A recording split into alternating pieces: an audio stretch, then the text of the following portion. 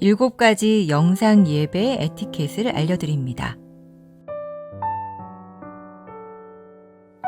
시간과 장소를 구별합니다. 하나님께서 말씀으로 임하시는 거룩한 시간입니다. 일상을 잠시 중단하고 예배를 위한 시간을 구별하여 조용한 장소로 이동합니다.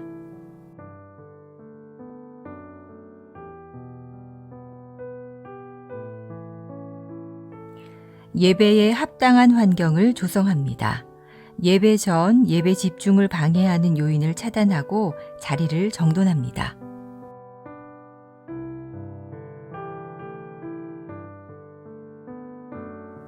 하나님께 마음을 모으고 성령님의 임재를 청합니다. 단정한 복장과 바른 태도로 자리에 앉아 1, 2분간 침묵으로 성령님의 임재를 청하는 기도를 드립니다.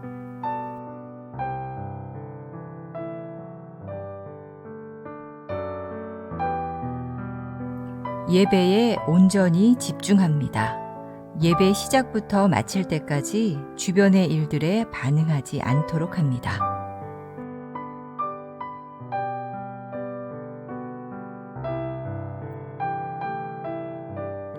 몸과 목소리로 적극 참여합니다. 인도자의 안내에 따라 자리에서 일어나고 앉으며 소리를 내어 찬양하고 기도에 응답합니다.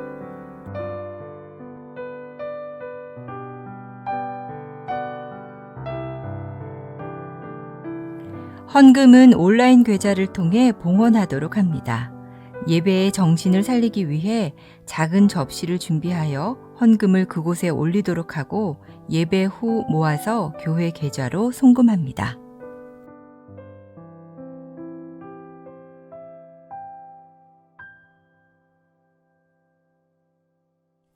감사 기도로 마무리합니다. 축도 후 피아노 후주로 1, 2분간 하나님의 말씀과 임재에 감사하는 기도로 예배를 마무리합니다.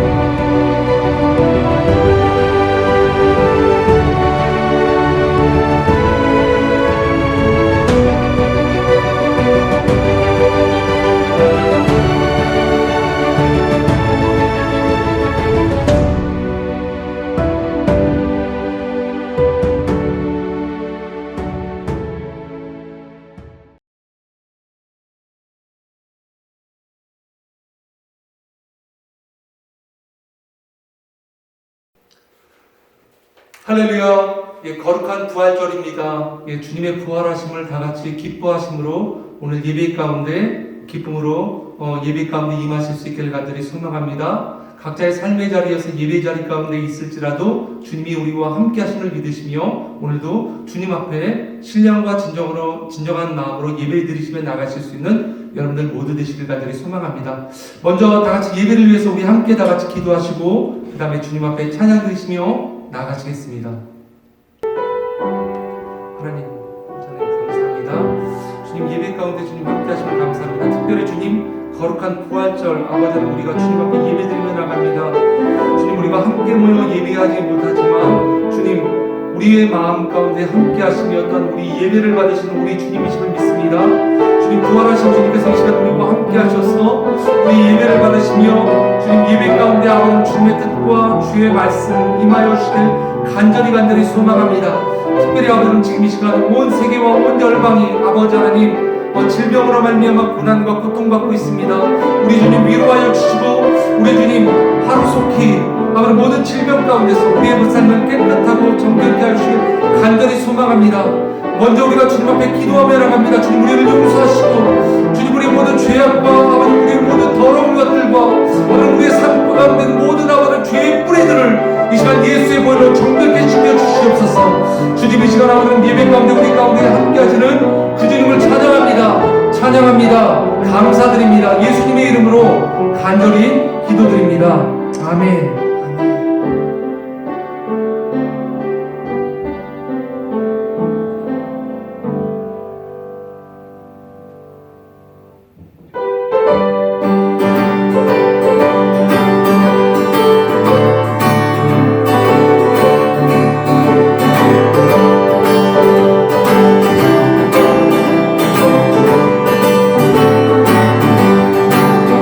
하나님의 앞에 속에 전지 인도할 때 예수 영광들이 부름 타시고 천사들을 세계 만국 모든 곳에 보내어 구원 얻은 성도들을 모으리. 나팔 불 때 나의 이름 나팔 불 때 나의 이름 나팔 불 때 나의 이름 부를 때에 잔치 장려하는데 무덤 속에 던져 그때 다시 영화로운 불과 승리 얻으리. 주의 택한 모든 성도들은 다 불러 성중에서 주의 얼굴 배우리. 나팔 불 때 나의 이름 나팔 불 때 나의 이름 나팔 불 때 나의 이름 부를 때에 단차 장려하는데 주님 다시 오실 날을 우리 알 수 없어.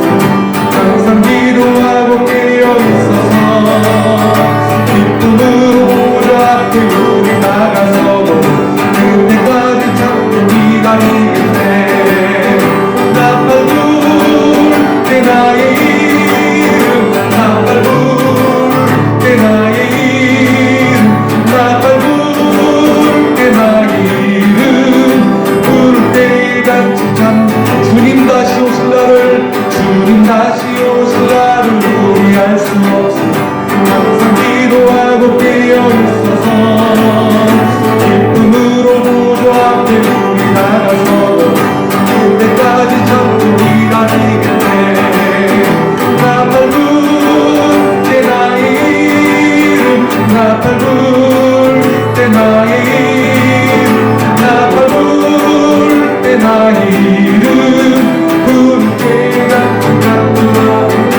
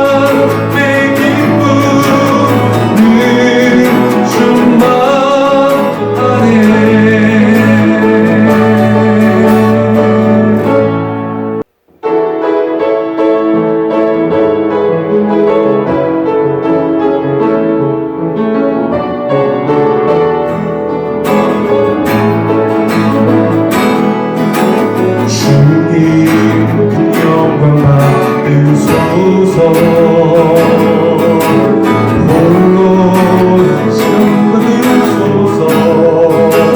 모든 이름에 뛰어나는 땅과 하늘이 다 찬양해. 겸손하게 우리 무릎 꿇고 주 이름 앞에 영광 돌리세. 모두 절하세. 독생자의 주 주님께 하는 일이 모든 영광과 능력과 능력 받으소서. 받으소서. 영광과 능력과 능력 받으소서. 받으소서. 그리스도 살아계신 하나님. 다시 한번 주님 그 영광 받으소서. 홀로 찬양 받으소서.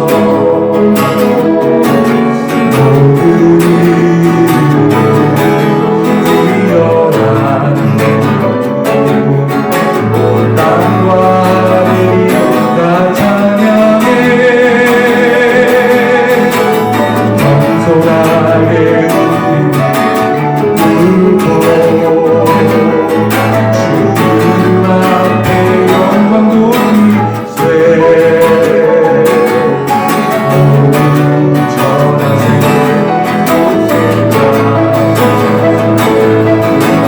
주님께 찬양드리니 모든 영광과 능력과 능력 받으소서. 받으소서. 영광과 능력과 능력 받으소서. 받으소서. 그리스도 살아계신 하나님. 모든 영광과 모든 영광과 능력과 능력 받으소서.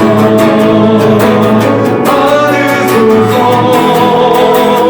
영광과 능력과 능력 받으소서.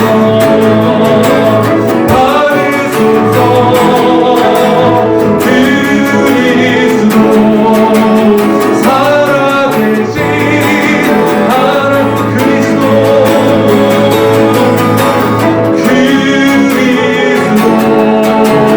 살아계신 하나님. 다시 한번 그리스도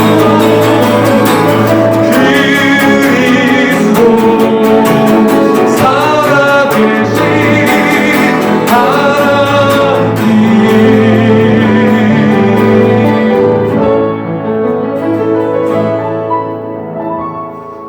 이 시간에 우리가 다 같이 함께 주님 앞에 기도하며 나가십시다.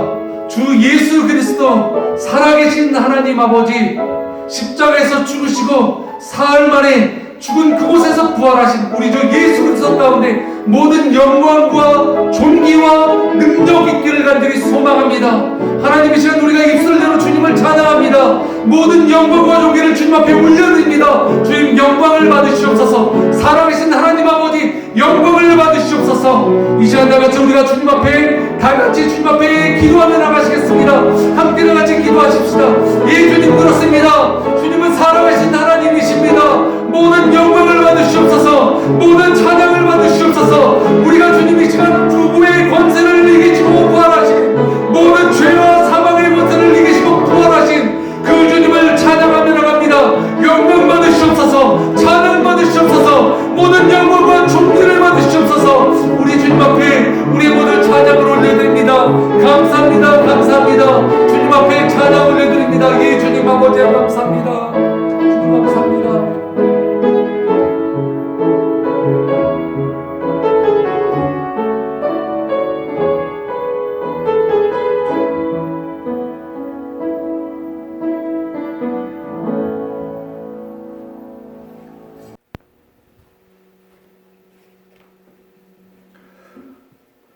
예수께서 이르시되 나는 부활이요 생명이니 나를 믿는 자는 죽어도 살겠고 무릇 살아서 나를 믿는 자는 영원히 죽지 아니하리니 이것을 네가 믿느냐. 아멘. 죽음의 권세를 이기시고 승리하신 우리 주님을 찬양합니다. 그리고 우리에게 또한 영원한 생명의 길을 허락하심을 감사드립니다. 오늘 이 시간 우리 예배를 통하여서 우리 안에 계시는 성령으로 인하여 우리의 마음 가운데 모든 낙심을 거두시며 모든 절망된 마음을 거두시며 우리를 믿음으로 굳게 세우셔서 우리의 삶을 새롭게 하여 주옵소서. 감사드립니다. 예수님의 이름으로 간절히 기도드립니다. 아멘. 다 같이 자리에서 일어나셔서 주님 앞에 찬양 드리시겠습니다.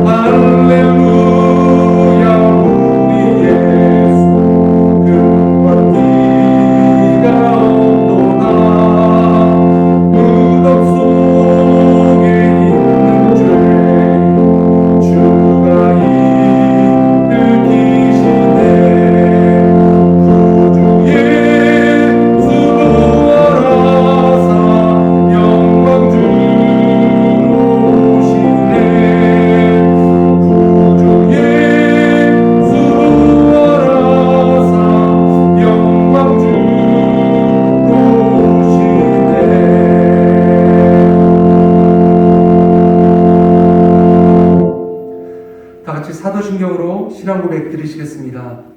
전능하사 천지를 만드신 하나님 아버지를 내가 믿사오며 그 외아들 우리 주 예수 그리스도를 믿사오니 이는 성령으로 잉태하사 동정녀 마리아에게 나시고 본디오 빌라도에게 고난을 받으사 십자가에 못 박혀 죽으시고 장사한 지 사흘 만에 죽은 자 가운데서 다시 살아나시며 하늘에 오르사 전능하신 하나님 우편에 앉아 계시다가 저리로서 산자와 죽은 자를 심판하러 오시리라. 성령을 믿사오며 거룩한 공예와 성도가 서로 교통하는 것과 죄를 사하여 주시는 것과 몸이 다시 사는 것과 영원히 사는 것을 믿사옵나이다. 아멘. 다 같이 함께 교회 공동 기도 제목을 가지고 기도하는 시간을 갖도록 하겠습니다. 먼저 우리 조국과 그리고 우리 조국 땅에 있는 모든 교회를 위해서 함께 기도해 주시기 바랍니다. 모든 코로나 바이러스의 확산을 멈출 수 있게 하시고 모든 병든 자들 가운데 치료와 회복을 주시며 마음 가운데 평안을 달라고 우리 주님 앞에 기도하십시다.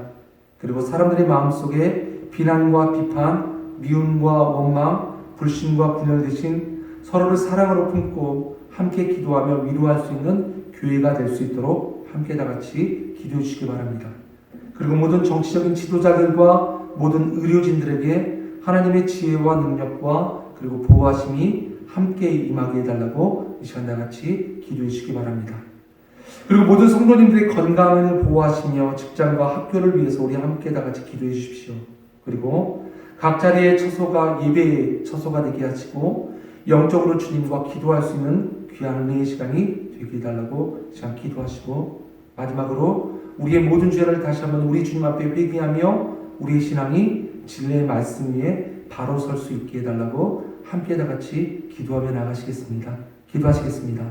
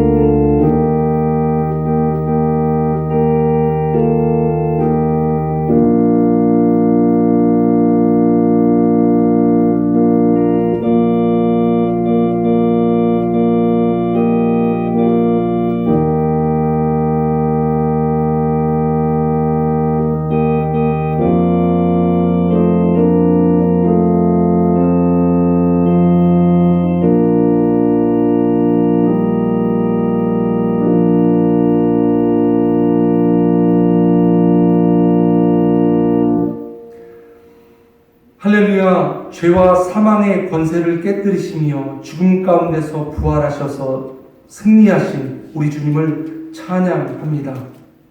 우리의 힘과 우리의 능력으로 해결할 수 없는 죄의 문제들을 예수 그리스도께서 십자가에서 흘리신 보혈의 은혜와 보혈의 능력으로, 그리고 사망의 권세를 깨뜨리시고 부활 승리하신 주님의 승리가 우리의 모든 죄를 사하심을 진심으로 감사를 드립니다. 특별히 아버지 하나님, 우리가 부활절을 맞이하여서 우리 주님 앞에 간절한 마음으로 예배드리며 나갑니다. 부활의 영광이, 부활의 승리가, 부활의 은혜가 우리의 모든 삶 가운데 함께 임하게 하여 주시고, 하나님, 지금 이 시간 세상의 모든 상황과 형편으로 말미암아 마음 가운데 근심과 걱정과 어려움이 있는 주의 귀한 자녀들의 모든 마음을 우리 주님께서 위로하여 주시고, 그 마음 가운데 참된 평안의 마음이 있기를 간절히 소망합니다. 세계 열방을 위해서 우리 주님 앞에 간절히 기도하며 나갑니다.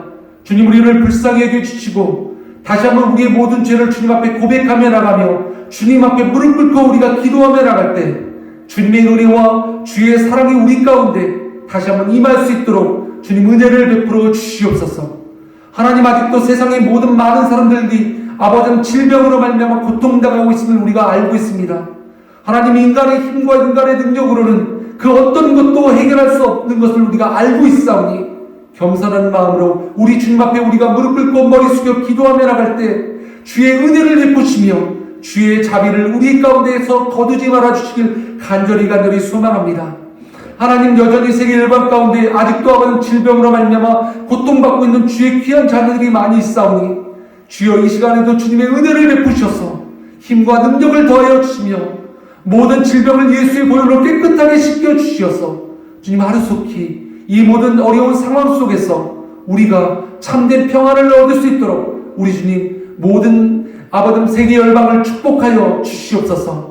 하나님, 오늘도 우리가 함께 모이지 못하지만 각자의 삶의 초석 가운데서 주의 날을 기억하며 특별히 부활하신 주의 날을 기억하며 예배의 단을 쌓고 있는 주의 귀한 자녀들을 주님 기억하여 주시고, 아버지는 주님 지금 이곳 우리가 서 있는 이 모든 곳이 주의 성령이 함께 하시며 주의 성령이 우리를 붙들어 주시는 귀하고 놀라운 은혜의 곳이 되게 하여 주시옵소서. 하나님, 이 예배를 주님 앞에 올려드립니다.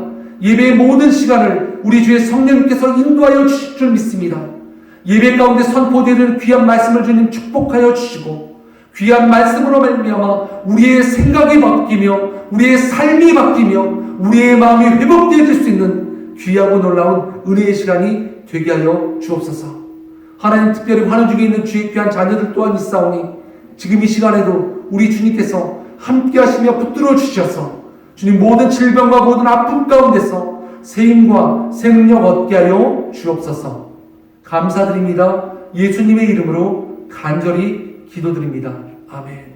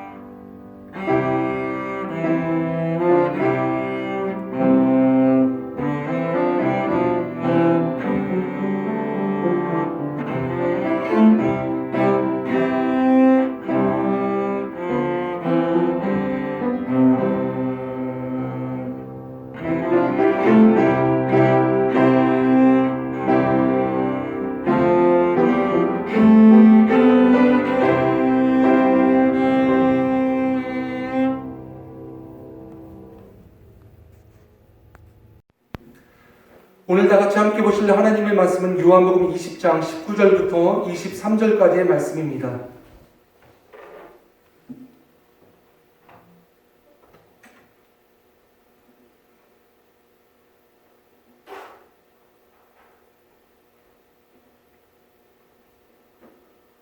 다 찾으셨으면 함께 한 목소리로 읽도록 하겠습니다.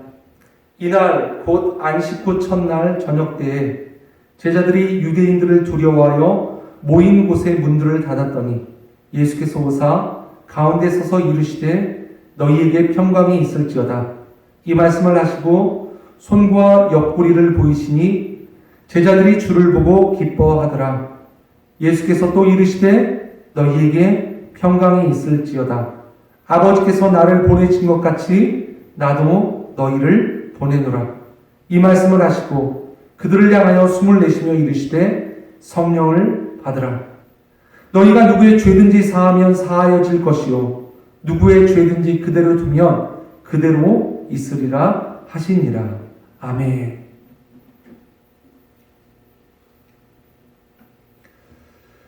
오늘은 여러분들과 함께 요한복음 20장 19절부터 23절까지의 말씀을 가지고 부활하신 주의 선물이라고 하는 제목으로 여러분들과 말씀을 나누도록 하겠습니다. 사람들 가운데 선물 받는 것을 싫어하는 사람은 아무도 없을 것입니다. 물론 그 선물이라는 것의 의미가 무엇인가에 따라 좋은 것일 수도 있고 그렇지 않은 것일 수도 있겠죠. 특별히 우리가 받아서 기분 좋고 서로의 관계가 더욱더 돈독해지는 것, 이것이 선물이라고 한다면 왠지 받고서도 기분이 그렇게 썩 좋지 않은 선물이 아닌 뇌물이 있을 것입니다. 하나님께서도 우리에게 선물을 주셨습니다. 성경의 말씀을 살펴보면 전도서 3장 11절부터 13절까지의 말씀이 있습니다. 하나님께서 모든 것을 지으시되 때를 따라 아름답게 하셨고 또 사람들에게는 영원을 사모하는 마음을 주셨느니라. 그러나 하나님이 하시는 일의 시종을 사람으로 측량할 수 없게 하셨도다.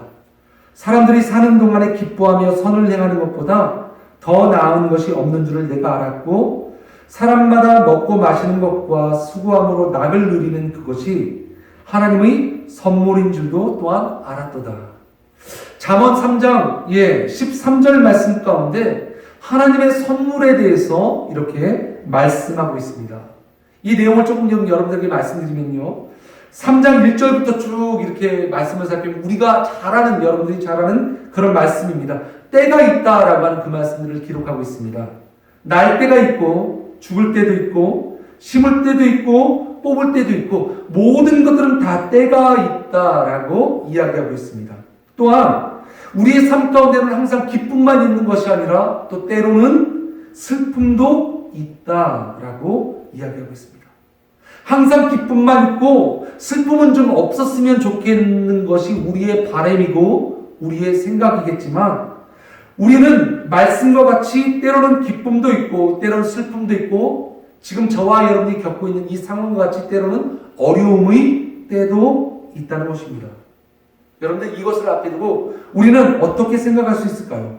뭐든지 나의 의지와는 상관없이 일어나는 일들이 정말로 많이 있습니다. 물론 내가 어떻게 의지를 갖고 결정하는 것인가에 따라서 즐거움의 순간을 경험할 수 있고 그렇지 않은 것을 경험할 수도 있겠지만 또 때로는 내 의지와 내 노력과 내 생각과는 상관없이 그런 즐거움과 슬픔과 지금 이 순간과 같이 어려움의 상황과 순간들이 우리에게는 여전히 다가오고 있다는 것입니다. 그렇다면 그때 우리는 어떻게 생각을 해야 될까요? 어떤 마음을 가져야 될까요? 내 의지와 상관없이 모든 세상은 움직이기 때문에 나는 그냥 아무것도 안 하고 그냥 가만히 있어도 세상은 돌아가겠다라고 생각하는 것이 옳은 마음일까요? 아니요. 전도서의 기자는 이렇게 기록하고 있습니다. 사람마다 먹고 마시는 것과 수고함으로 낙을 누리는 그것이 하나님의 선물인 줄도 또한 알았도다. 모든 것이 때가 있어서 나고 죽고 생기며 사라지며 기쁨과 슬픔의 때도 있고 이 모든 것들이 때로는 내 의지와 상관없이 일어난다 할지라도 그 모든 것들 또한 하나님께서 나에게 주시는 선물이다 라고 성경의 기자는 이야기하고 있습니다. 바로 그런데 이런 마음을 갖게 하는 가장 중요한 마음이 있습니다. 무엇을 바라볼 때 오늘 이 순간 이 한 상황 이 한 곤란 한 어려움에만 우리가 집중하고 있다면 내 마음과 내 생각이 이 상황과 이 순간으로 말미암아 흔들리고 어려워지겠지만 전도서 기자는 이것을 기억합니다.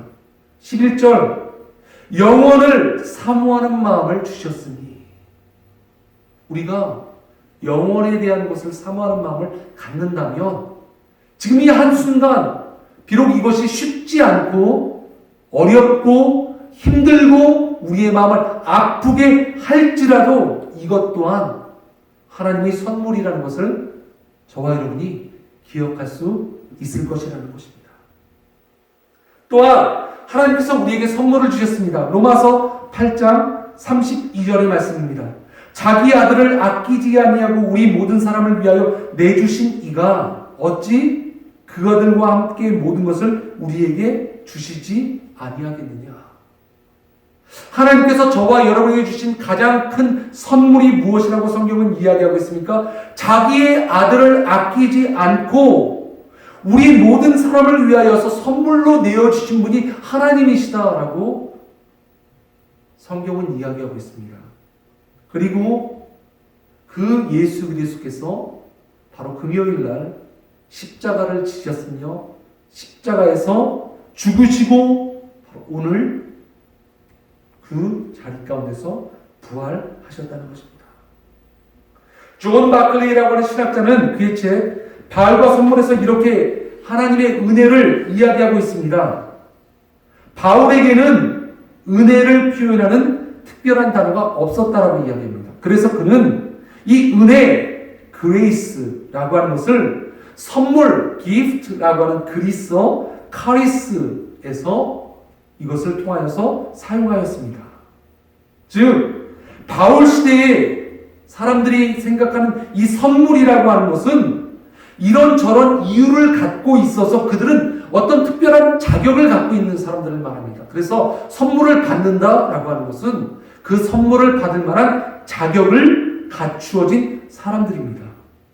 사람들은 관계를 맺으려고, 그래서 또한 자기와 비슷한 사람들과 관계를 맺기 위해서 선물을 줍니다. 모든 것은 목적과 의미가 있음으로 말미암아 선물을 주는 것이지, 선물을 받을 만한 자격이 갖추어지지 않았음에도 불구하고 선물을 준다는 것을 당시의 사람들은 생각도 할 수 없었던 것이죠.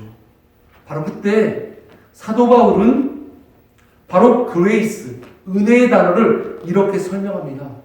아무런 자격과 아무런 능력과 아무런 받을 만한 것을 조금도 갖추지 않은 그 사람에게 값없이 주신 그 선물, 그것이 하나님의 은혜인 것입니다. 오늘 부활하신 예수 그리스도께서 저와 여러분들에게 은혜의 선물을 허락하셨습니다. 그것은 저와 여러분이 받을 만한 자격이 충분히 갖추어져 있어서 그것을 받은 것이 아니라 저와 여러분 모두 다 그것을 받을 자격이 없음에도 불구하고 하나님께서 조건 없는 은혜로 저와 여러분들에게 허락하신 것, 이것이 은혜인 것입니다. 예수님께서 또한 요한복음 4장 우물가의 여인과의 대화 속에서 예수님을 이렇게 설명하십니다. 요한복음 4장 10절의 말씀입니다. 예수께서 대답하여 이르시되 네가 만일 하나님의 선물과 또 내게 물 좀 달라 하는 이가 누구인지 알았더라면 네가 그에게 구하였을 것이요 그가 생수를 내게 주었으리라. 우물가의 여인과의 대화 속에서 예수님께서는 자기 자신을 어떻게 고백하셨습니까? 하나님께서 온 인류를 구원하기 위하여서 보내주신 구세주라고 하는 것을 예수님은 말씀하십니다. 예수님은 하나님께서 우리에게 주신 선물인 것을 알았다라고 한다면 너희들은 무언가 변화가 있을 것이다 라고 이야기하는 것이죠. 이것은 이 세상의 그 어떤 것보다 더 큰 은혜의 선물이 바로 예수 그리스도라고 하는 것입니다. 그리고 오늘 그 예수님, 하나님께서 우리에게 선물로 주신 그 예수님께서 부활하셔서 그 제자들을 만나시고 그들에게 또한 부활의 선물을 허락하시는 것을 우리가 말씀을 통해서 알 수 있습니다. 오늘날 마음이 많이 힘들고 어려울 때입니다. 하지만 이때 하나님께서 우리에게 주신 귀한 선물 예수님을 기억하시며 또한 부활하신 주님께서 우리에게 주시는 부활의 선물을 기억하시며 우리의 마음이 회복되어질 수 있는 귀한 은혜의 시간이 되시길 간절히 소망합니다. 첫 번째, 예수님께서 우리에게 주신 그 선물은 평강의 선물입니다. 부활하신 주님께서 우리에게 첫 번째 주신 선물이 바로 평강입니다. 요한복음 20장 19절의 말씀입니다. 이날 곧 안식 후 첫날 저녁 때 제자들이 유대인들을 두려워하여 모인 곳의 문들을 닫았더니 예수께서 오사 가운데 서서 이르시되 너희에게 평강이 있을지어다. 첫 번째로 주님께서 우리에게 주신 것은 바로 평강입니다. 부활하신 주님께서 우리에게 주신 평강은 바로 요한복음 20장 19절 말씀 가운데 이렇게 기록하고 있습니다. 이날 곧 안식 후 첫날 저녁 때 제자들이 유대인들을 두려워하여 모인 곳의 문들을 닫았더니 예수께서 오사 가운데 서서 이르시되 너희에게 평강이 있을지어다. 이 말씀을 우리가 살펴보면 제자들은 안식 후 첫날 유대인들을 두려워하여 그들이 모인 곳의 문을 다 닫았다라고 이야기합니다. 두려움과 근심과 걱정과 염려로 가득 찬 제자들에게 예수님께서 찾아오셔서 가장 먼저 하신 말씀이 바로 평강이지요. 예수님께서는 종려주일날 백성들의 환호를 받으며 예루살렘으로 입성하십니다. 그것이 바로 지난주였습니다. 제자들은 예루살렘으로 예수님과 함께 가며 한껏 들떠 있었습니다. 예수님께서 예루살렘으로 가시며 예수님의 왕국이 세워진다면 바로 그들도 높은 자리에 앉을 것이라고 하는 기대감이 가득 차 있었기 때문이었습니다. 그런데 그것이 며칠 지나지 않아 예수님은 유대인들에 의해서 붙잡혔고 바로 금요일 날 십자가의 처형을 당하시게 된 것입니다. 이보다 앞선 9절 11절부터 18절까지의 말씀을 보면 부활하신 예수님께서 막달라 마리아에게 나타나신 말씀이 기록되어져 있습니다. 안식 후 첫날 마리아는 십자가에서 돌아가신 예수님을 생각하며 슬픈 마음으로 예수님의 시신에 향품을 채우기 위하여 무덤으로 찾아갑니다. 그런데 그녀가 무덤 가운데서 예수님의 시체를 볼 수가 없었습니다. 누군가 예수님의 시신을 훔쳐갔을 것이라고 생각하면서 상실감 가운데 그녀는 울고 있었고 슬픔과 절망과 두려움에 가득 찬 그녀에게 예수님이 나타나시며 그리고 이 소식을 제자들에게 전하라고 명령하십니다. 이 여인이 다시 살아난 예수님에 대한 소식을 제자들에게 전하는데 조금도 지체할 수 없었습니다. 그리고 빨리 제자들에게 이 소식을 전하였고 제자들은 자신의 스승인 예수께서 잡혀 십자가에서 죽음을 당하시고 혹시라도 지금 이 이야기가 예수님의 제자들인 자신들까지 잡아 처형코자 하는 유대인들의 계략일지도 몰랐기 때문에 그들은 여전히 이 소식을 듣고도 두려움에 쌓여서 문을 꽁꽁 잠그고 숨어 있던 것입니다. 그런 그들에게 예수님께서 찾아오셨고 그들의 마음 가운데 평강을 허락하십니다. 제자들은 유대인들을 두려워하여 모인 곳에 문을 꽁꽁 잠그었음에도 불구하고 예수님은 그들에게 나타나셨습니다. 그리고 그들이 예수님을 만나자, 부활하신 주님을 만나자 그들은 변화되었다는 것입니다. 두려움에 떨던, 근심에 떨던 제자들이 부활하신 예수님을 만난 후 두려움이 기쁨으로 변하였습니다. 그들의 마음 가운데 평강이 찾아온 것이죠. 또한 엠마오로 내려가던 두 명의 제자들 역시 부활하신 주님을 알지 못하고 그 주님과 함께 대화를 나누던 중 다시 그들은 주님을 깨닫게 되었고 그들은 마음 가운데 두려움 대신 평강을 찾아 예루살렘을 떠나 내려가던 그 자리를 뒤로하고 다시 예루살렘으로 돌아가 주께서 살아나셨다라고 증거하기 시작합니다. 현실의 문제에 부딪히며 낙심하여 좌절될 때가 얼마나 많이 있습니까? 삶의 문제로 힘들어할 때도 많이 있고 그 문제로 말미암아 밤에 잠도 못 잘 정도로 뒤척일 때도 많이 있습니다. 오늘날과 같이 코로나 바이러스로 말미암아 경제가 힘들게 되는 그 순간도 마찬가지일 것입니다. 하지만 이때 부활하신 주님이 저와 여러분에게 말씀하십니다. 평강이 있을지어다. 평강이 있을지어다. 여러분의 마음 가운데 평강이 있기를 간절히 소망합니다. 두 번째로 주님께서 우리에게 말씀하신 선물은 바로 담대한 믿음의 선물입니다. 부활하신 예수님을 제자들이 만나고 있었을 때 그 자리에 없었던 제자가 있었습니다. 우리가 잘 알고 있는 바로 도마라고 하는 그 제자입니다. 24절과 25절의 말씀을 살펴보면 12제자 중에 하나로서 디두모라 불리는 도마는 예수께서 오셨을 때에 함께 있지 아니한지라. 다른 제자들이 그에게 이르되 우리가 주를 보았노라 하니 도마가 이르되 내가 그의 손의 못자국을 보며 내 손가락을 그 못자국에 넣으며 내 손을 그 옆구리에 넣어보지 않고는 믿지 아니하겠노라 하니라. 도마는 살아나신 예수님을 내가 보지 못하였기 때문에 예수님의 그 못에 찔린 손과 발을 확인하지 않고서는 또한 창에 찔린 옆구리를 내 손을 직접 넣어 내가 확인하지 않고서는 살아나신 예수 그리스도를 믿을 수 없다라고 이야기하고 있습니다. 두려워하는 마음, 그리고 지금과 같이 의심하는 이 모든 마음은 주님께서 주시는 마음이 아닙니다. 고린도후서 4장 18절의 말씀입니다. 우리가 주목하는 것은 보이는 것이 아니요 보이지 않는 것이니 보이는 것은 잠깐이요 보이지 않는 것은 영원함이로라. 우리는 보이는 것만, 내가 보는 것만을 믿는 것, 그것이 진정한 믿음은 아닙니다. 이 세상에는 내가 볼 수 없어도 존재하는 것들이 정말로 많이 있기 때문입니다. 요즘에 발생하는 코로나 바이러스도 마찬가지지 않습니까? 바이러스를 우리가 눈으로 보이진 않지만 이것이 정말 큰 힘과 사람을 해할 수 있는 능력을 갖고 있어서 심지어는 사람을 죽음에 이르기까지도 하고 있습니다.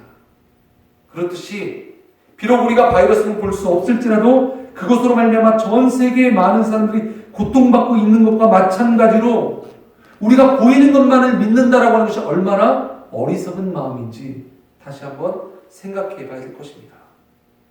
성경 가운데 믿음의 장이라고 불리는 히브리서 11장 말씀 가운데도 여전히 성경은 기록하고 있습니다.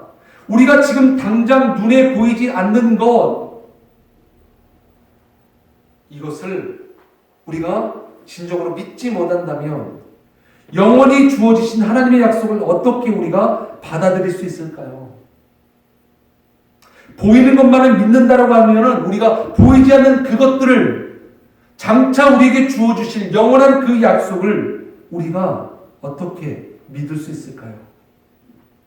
보이지 않는 영원한 것들을 나의 마음속에 나의 것으로 받아들이기 위해서 우리는 반드시 믿음의 눈으로 그것을 받아들여야만 할 것입니다. 26절부터의 말씀입니다. 여드레를 지나서 제자들이 다시 집안에 있을 때에 도마도 함께 있고 문들이 닫혔는데 예수께서 오사 서서 이르시되 너희에게 평강이 있을지어다 하시고 도마에게 이르시되 내 손가락을 이리 내밀어 내 손을 보고 내 손을 내밀어 내 옆구리에 넣어보라. 그리하여 믿음 없는 자가 되지 말고 믿는 자가 되리라. 도마가 대답하여 이르되 나의 주님이시오 나의 하나님이시니이다. 결국 주님의 부활하신 육체를 직접 손으로 만져보지 않고서는 믿지 못하겠다라고 말한 도마였습니다. 그에게 부활하신 그 주님께서 다시 한번 찾아가신 것입니다. 그리고 그의 손을 들어 주님의 그 상처를 직접 만지게 하십니다. 그때 도마가 이렇게 고백합니다. 나의 주님, 나의 하나님. 도마가 주님을 만져보지 않고서는 믿지 못하겠다고 말한 이건 역시도 믿음의 부족함이 원인이었던 것입니다. 하지만 부활하신 주님께서는 그 부족한 믿음을 갖고 있었던 도마에게 직접 찾아오셨고 도마로 하여금 이 위대한 고백, 나의 주님이시오 나의 하나님이시니이다 라고 하는 고백을 하게 하셨던 것입니다. 그렇다면 도마가 갖게 된 이 믿음은 바로 누가 주신 것입니까? 부활하신 주님께서 믿음 없는 도마에게 귀한 은혜의 믿음을 허락하신 것입니다. 복음서의 말씀을 살펴보면 수많은 믿음의 고백들이 등장합니다.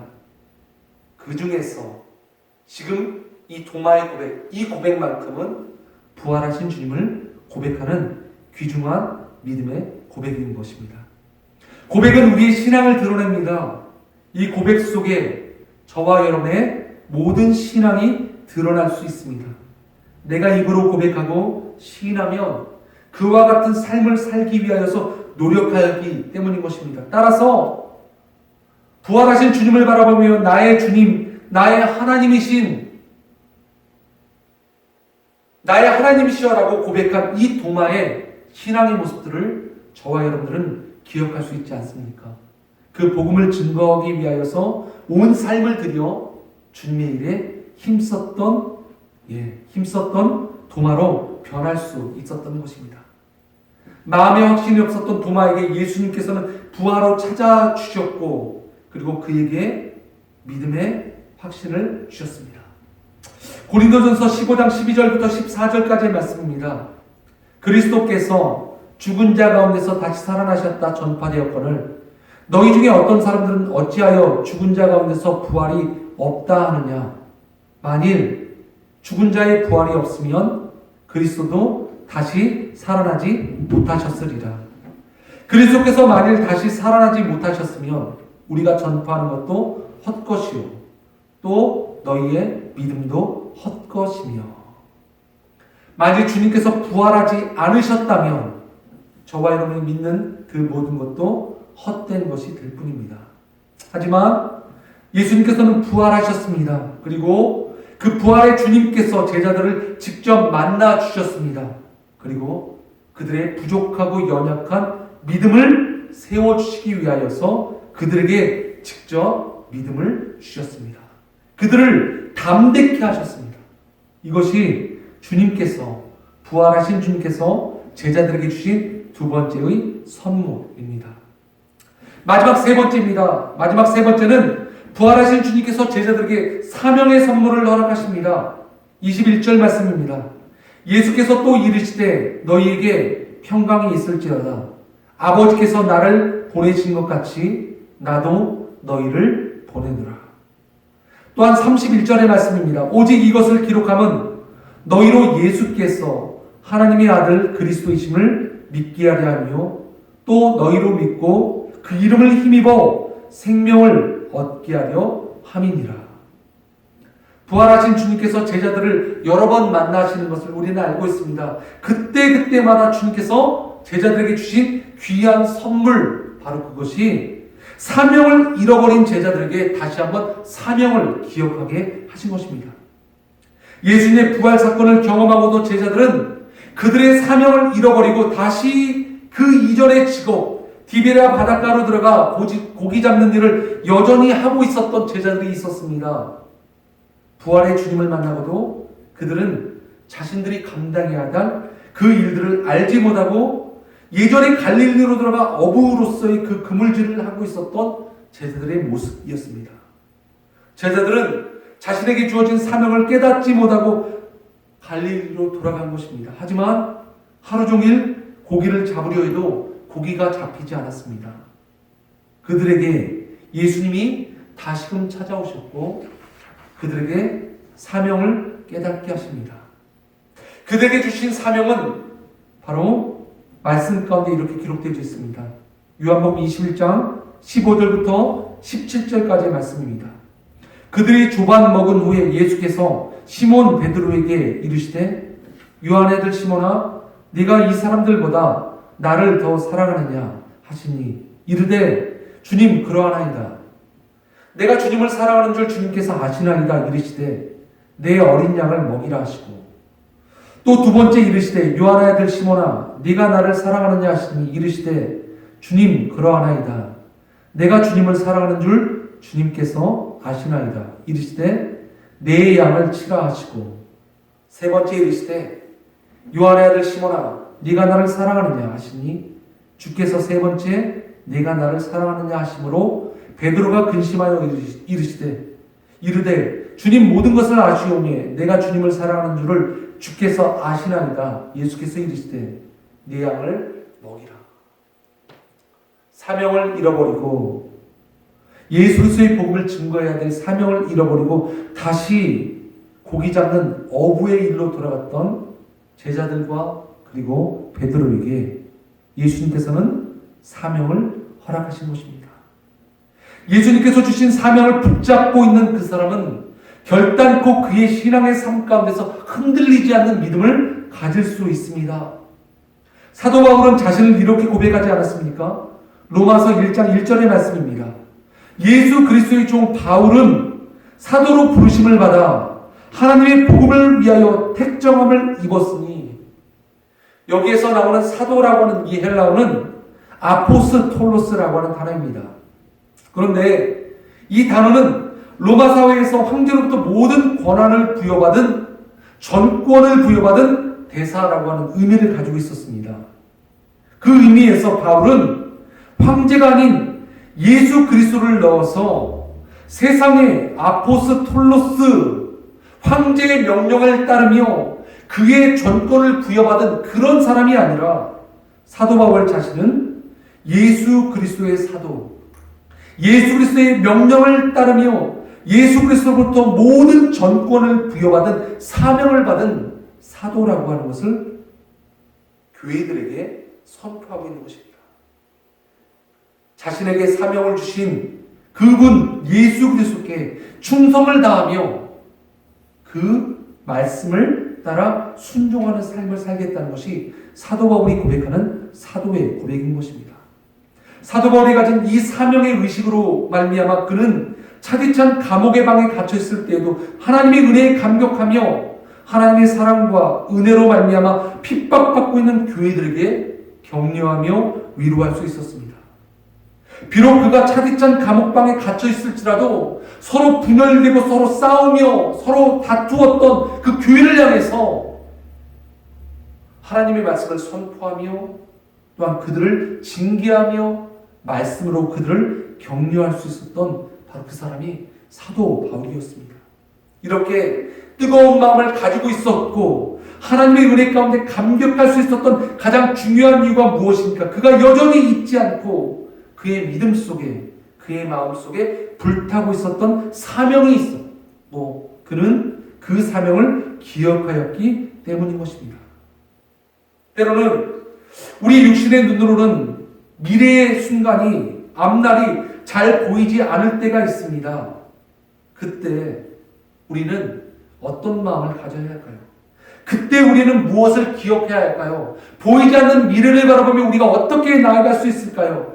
바로 그 순간 주님께서 우리에게 주신 그 사명을 붙들고 있을 때, 주님께서 우리에게 주신 그 사명을 우리가 놓지 않고 끝까지 붙들고 있을 때, 비록 우리가 앞이 잘 안 보일지라도, 비록 우리의 마음이 흔들릴지라도 우리는 그 순간도 놓치지 않고 주의 말씀을 따라 주님을 향해서 바르게 나아갈 수 있게 되어지는 것입니다. 부활하신 주님께서 세 번째 제자들에게 주신 귀한 은혜가 바로 사명입니다.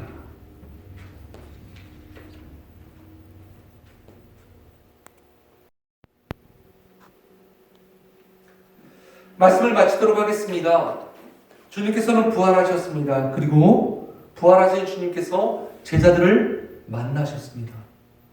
제자들을 만나시며 우리 주님께서 제자들에게 주신 귀한 은혜가 있습니다. 그들의 마음 가운데 두려움과 낙심이 가득하였을 때 그들의 마음을 평강케 해주셨으며 또한 그들이 두려움에 떨고 있었고 그들이 믿음 없는 모습으로 주님 앞에 나아갔지만 우리 주님께서는 끝까지 그들을 찾아가시며 그들을 믿음 안에서 성장케 하셨습니다.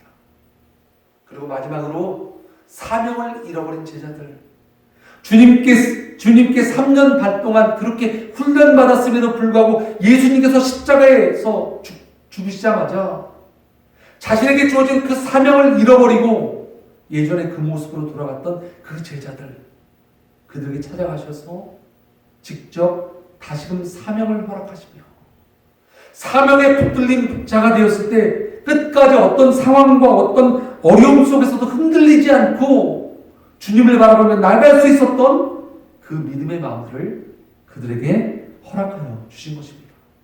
오늘 부활하신 주님께서 저와 여러분에게 동일하게 찾아오실 줄 믿습니다. 그리고 우리의 마음 가운데 평강을 주실 줄 믿습니다.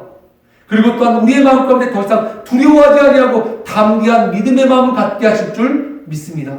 그리고 마지막으로 더 끝까지 우리가 포기하지 아니하고 우리가 주님께서 우리에게 맡겨주신 그 사명을 잊어버리지 아니하고 주의 말씀 붙들고 나가는 귀한 사명감에 휩싸인 사명감에 뭉친 저와 여러분이 되시길 우리 주님께서 우리의 마음을 격려하여 주신다는 것입니다. 오늘 우리 주님께서 우리에게 주신 귀한 은혜의 말씀을 기억하시며 함께 기도하며 나가십시다. 우리의 마음 가운데 평강과 우리의 마음 가운데 담대한 믿음의 마음과 우리의 마음 가운데 흔들리지 않는 사명으로 우리 주님께서 우리의 마음을 굳세게 하실 줄 믿습니다. 우리가 다시 한번 주신 말씀 기억하시면서 함께 주님 앞에 기도하며 나가시겠습니다. 기도하시겠습니다.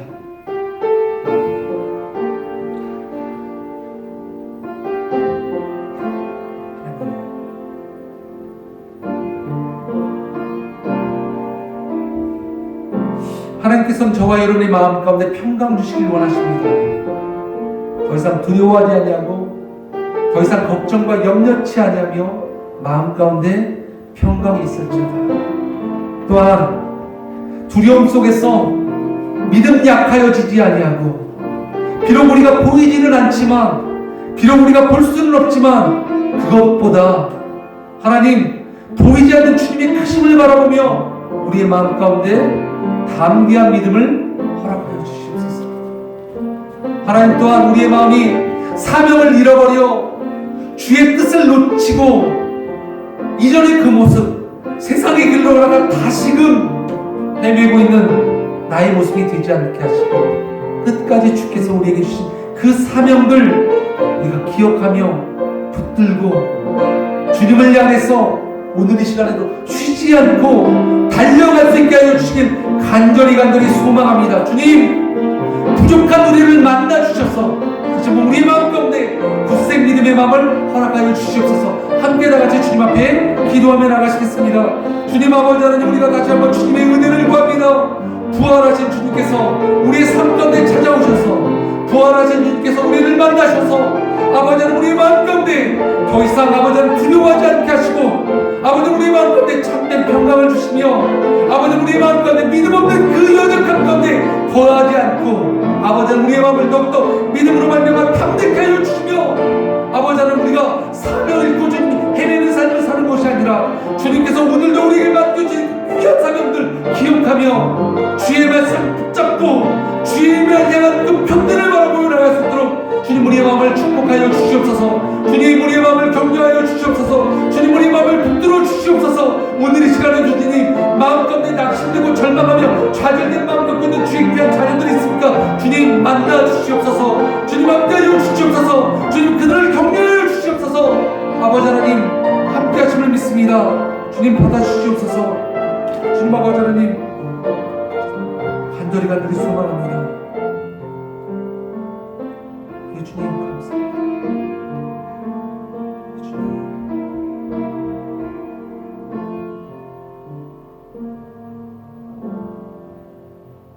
다같이 함께 찬송가 150장 무덤에 머물러 함께 다같이 찬양 드리시겠습니다.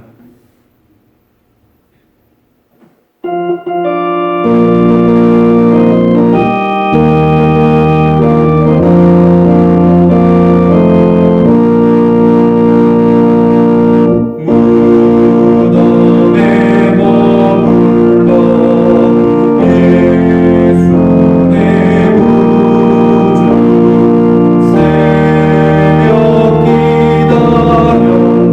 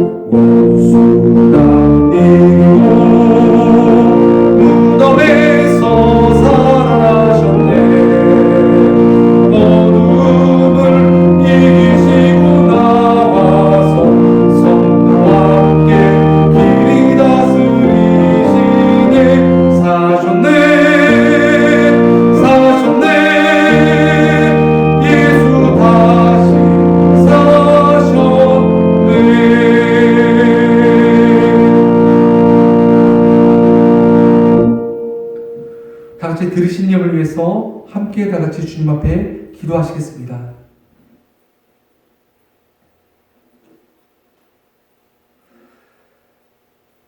무덤에서 다시 살아나신 주님의 은혜를 찬양합니다.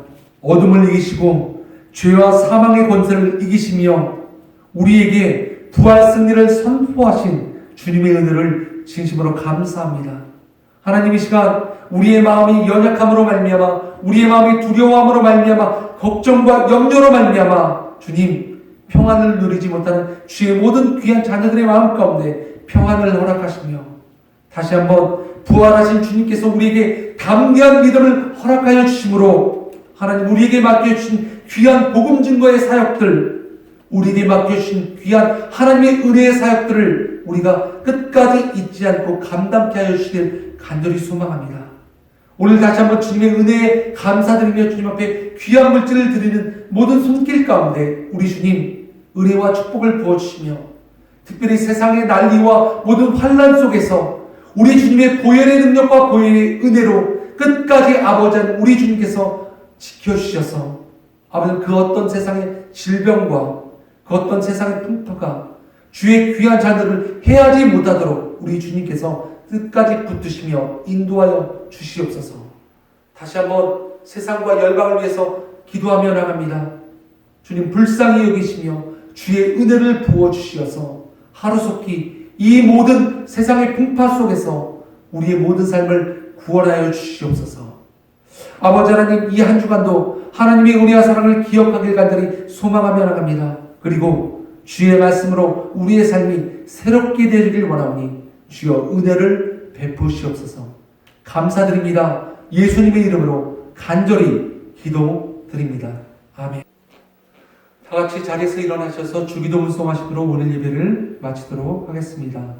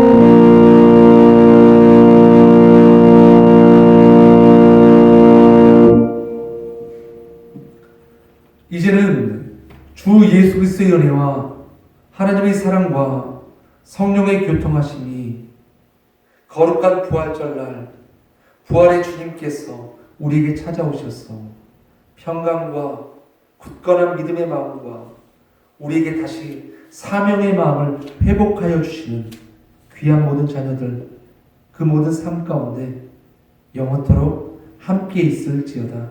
아멘.